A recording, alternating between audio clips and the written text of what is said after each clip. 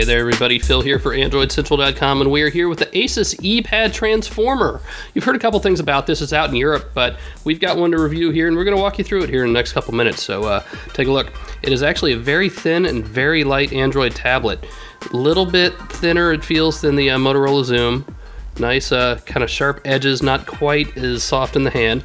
You've got a 10.1-inch IPS screen. That's the same sort of display technology that Apple loves to talk about. You have a 1.2 megapixel camera up front, 5 megapixel camera in the back, and a nice textured back, though it's hard plastic, which is a little disappointing. It's actually kind of slippery. Would much rather see some sort of soft rubberized coating. On the right-hand bezel, you have 3.5mm headphone jack, a microphone, mini HDMI, and an actual micro SD card that works. How about that? On the left-hand side, you have the power button and the volume rocker, which are very close together and very easy to hit the power button when you're trying to turn the volume up, which is unfortunate. On the bottom, you have a 50-pin connector that you use for charging and syncing, and you have these two other slots that we'll show you in a minute.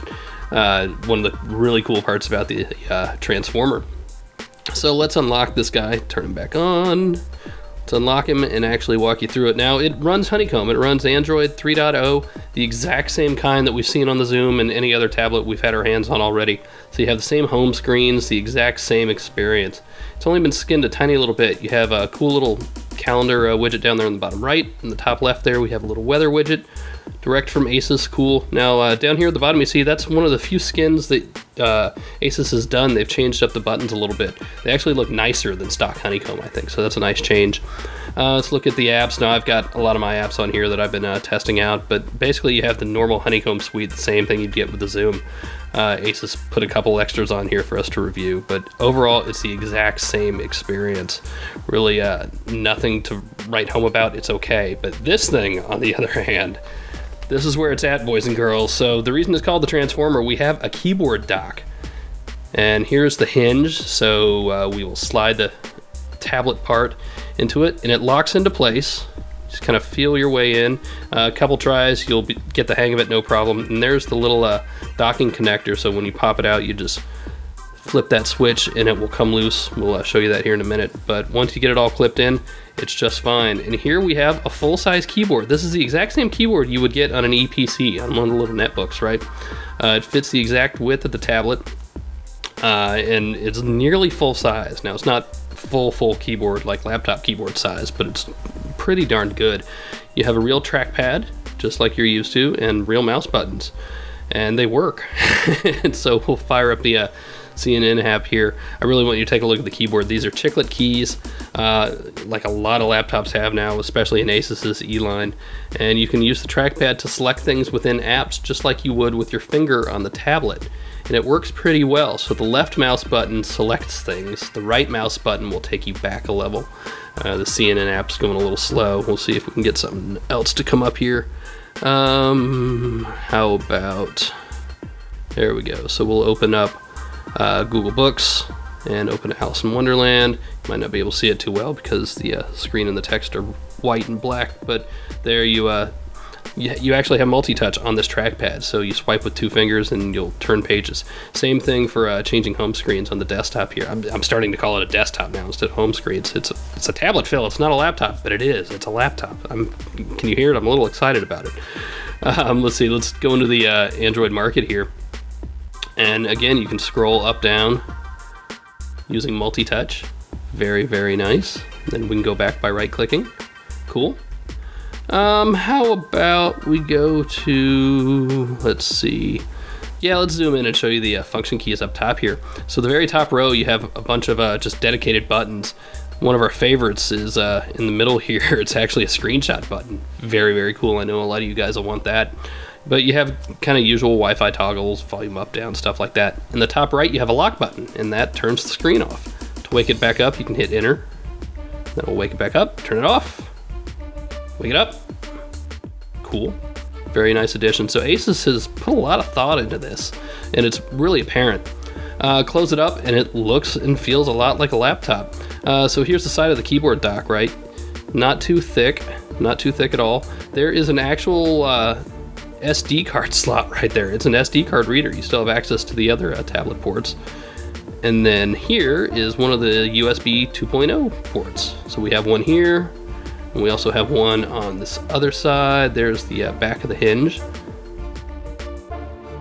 And then on the left-hand side here, you have the same 50-pin connector that you have on the tablet. You use it to charge the whole thing, and then there's the other USB port.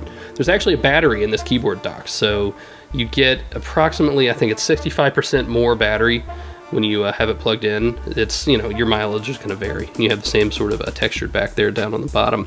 So the hinge is pretty stiff. I mean, it really does feel like a laptop. It's pretty incredible. You forget you're using, you know, an Android tablet at some point, and it feels like you're using an Android laptop. I've used a couple of Android laptops, you know, a year or so ago when they were just really kind of starting out. And obviously it wasn't Honeycomb. But I tell you, it just kind of works. It's a little surprising. So here's the browser. And we'll bring up Android Central. And there we are. Now again, you can scroll using the trackpad. It's actually kind of backwards though. So to scroll down, you have to flick your fingers up. Flick 2 fingers up. You know, most of the time you'd go down, right? Doesn't make sense, but it works and you get a little used to it. So once you have that down, you should be good to go. Let's see if we can scroll back up here. Flash Player 10.2 works just fine. Whoa, hey. That was my finger fail there, but here we have Flash Video running on YouTube just fine. You can't hear the audio, but the audio playback is perfect. We had a little bit of issue trying to do some live streaming over YouTube, but just normal YouTube videos are playing back perfectly. No issues whatsoever. Let's see what else we want to take a look at. How about Polaris Office? So this comes with the transformer. It's word processing, spreadsheets, presentations. So I actually started writing the review for the transformer on this, and it's not horrible. It's like using a netbook. Was a little iffy. I lost about 500 words when it crashed at one point, like when the entire tablet shut off.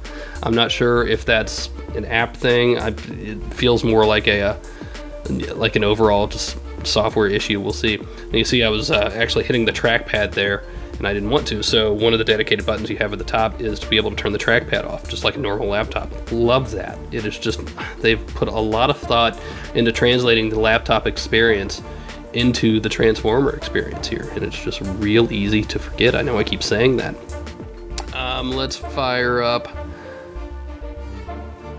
the gallery here and see. So it pulls in all your Google Photos, and I haven't used Picasa in ages, so there's just old lost stuff in there or whatever.